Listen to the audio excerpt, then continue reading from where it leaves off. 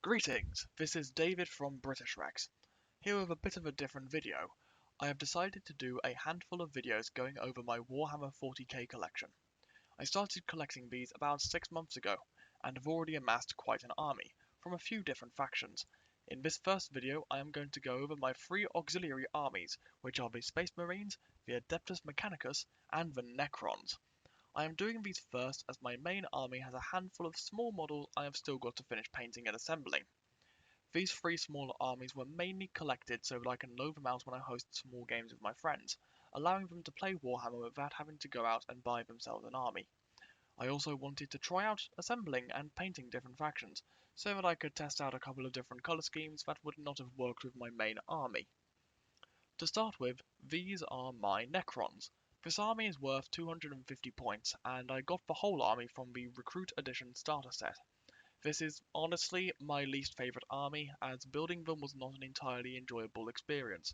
Whilst the other armies I have are likely to see further growth, I am unlikely to substantially expand the Necrons, if I expand them at all.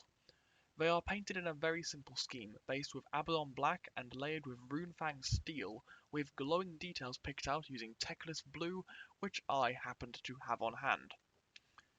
These are led by a Royal Warden who is currently armed with a Relic Ghost Blaster. There's not really much more to say about him honestly, so I'm going to move on to the next unit. The bulk of the army is made up of a squad of 10 Necron warriors. 6 of these have regular Ghost Flayers, while the remaining 4 were provided with Ghost Reapers, which are more powerful but shorter range. The warriors have proven to be reasonable shooters in the games they've been deployed, though their greatest attribute from my experience has been their ability to be brought back to life, which has proven problematic when playing against them. The last units in the Necron army are these Canoptic Scarab Swarms, which are much more dangerous than the warriors. They might only be melee units and not really that effective at reanimating, but their 4 wounds and their ability to regenerate those wounds make them a particularly nasty foe to engage. The only time they've been successfully defended against was by overkilling with flamethrowers, which, given their spiders, is quite appropriate. The next army are my Adeptus Mechanicus. Coming in at 278 points, they have been a particularly successful army. The combination of range attacks from the infantry and walker and charges from the cavalry have proven to be a potent force on the battlefield. They are painted in Nagaroth Night, a nice deep purple that I thought was perfect for these cyborg Martians, with their inner coats painted in Dryad bark and the metallic elements captured with Iron Warrior. They are led by this Skitarii Marshal, the newest model in this collection. He is armed with a control stave and a Radium Serpenter, though his effectiveness on the battlefield has yet to be tested, given how recently I acquired the model. The troops for this army are a squad of Skitarii Rangers. The majority are armed with galvanic rifles, though there is also a transuranic arquebus, an arc rifle, and a plasma caliber among them, whilst the alpha of this squad carries a radium pistol and a power sword.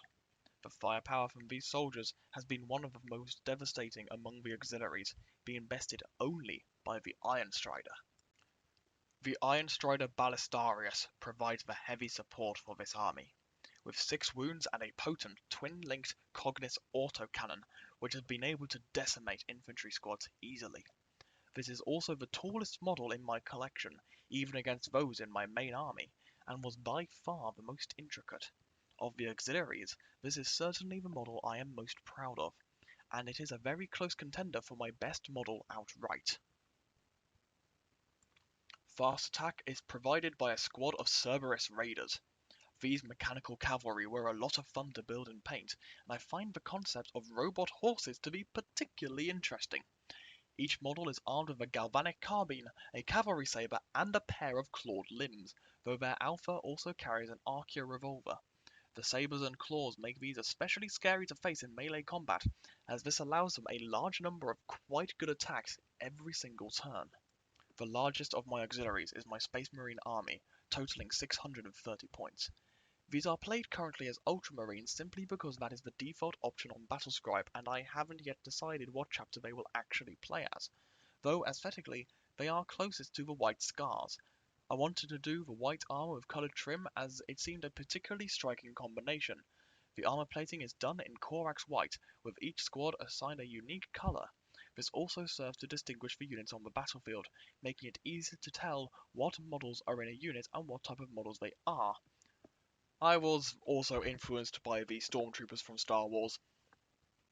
They are led by a Primaris Lieutenant, who came in the Recruit Edition box along with the Necrons. He was originally painted in blue and white, but his paint job came out the worst, so I stripped and repainted him, this time with the simple goal to make him look like a knight, which I think he achieved beautifully. He is trimmed in Wazdaka red, a colour shared with one of the squads, and unlike the other models, his armour is given a metallic look, again using that Iron Warrior paint which I also used with the Adeptus Mechanicus. I am considering brightening him with either Ironbreaker or Runefang Steel, but for now I like how he looks. The cloth was done in Corax white, with a coat of Agrax Earthshade, which I think turned out reasonably well, and he is armed with a Neo-Volkite pistol, a storm shield, and a power sword. Also from the Recruit Edition box, I got this squad of Assault Intercessors, who have maintained the blue and white that I originally put on the Primaris Lieutenant. The white armour is a bit brighter than the other models as I also layered the plates with White Scar paint, but the paint has proven quite difficult for me to really get to work right, and leaving the armour with a layer of Corax white has generally done the job well enough. As I get better with handling paint, I may revisit the rest of the army. These are trimmed in Techless blue and are armed with bolt pistols and chainswords, except for the sergeant who has a plasma pistol in place of a bolt pistol. The next squad added to the Space Marines was this Assault Squad. They are trimmed in Avalanche Sunset and feature Corax white armor.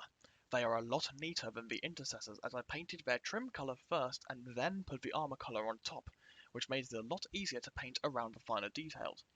The majority of these are armed with bolt pistols and chainswords, though the sergeant has a power sword and additional shield, and the soldier with a beaked helmet is carrying a flamer. I chose the beaked helmet because it looked heavier, which I felt fit the heavy gunner role of the flamer quite well. However, after one of my friends joked about the beaked helmet, we affectionately refer to this soldier by the very appropriate name of Pingu. The last two squads are a pair of Hellblaster squads. The red squad carry heavy plasma incinerators, whilst the purple squad, who I will show next, carry regular plasma incinerators. Each sergeant is also armed with a plasma pistol, whilst the regular soldiers have bolt pistols. These were honestly a nightmare to paint, as trying to work around the large cannons across their chests was a particularly challenging procedure. The decision to give them pure metal chest plates instead of white ones was motivated as much by convenience as it was by cosmetic appearance. In future, I'm going to paint soldiers like this in sub-assemblies so that I can get to those finer details without having to work around the model. These red soldiers are trimmed in Wazdaka red, the same colour as I used on the Primaris Lieutenant. This purple squad were actually sprayed with Montana Gold purple spray, mostly out of laziness as I was fed up with trying to base the entire model in solid purple using a brush. The spray dried slightly rough, and whilst it did not affect the later coats, and it actually matched really well with the other purple paint quite nicely, making tidying up an easy job, I honestly wouldn't recommend this approach. If you're going to spray it, using the same brand of paint as you would use for the brushwork would be a better idea. Regardless, in this case it didn't turn out too badly, and I do like how they look. It's just I'm not going to use this technique again, most likely. To round off the video, here is a picture of these three armies displayed using some bits of terrain I built. The terrain was just made out of foam board, following a video by Midwinter Minis, which I will link in the description below. I know this has been a bit of a different video, but I hope you enjoyed it nonetheless, and if you'd like to see more Warhammer related content, so going over like the larger army and stuff, please feel free to like, comment, subscribe, etc, etc. It helps me out by letting me know that people actually like this format of video. Thank you for watching. This is British Rex, signing off.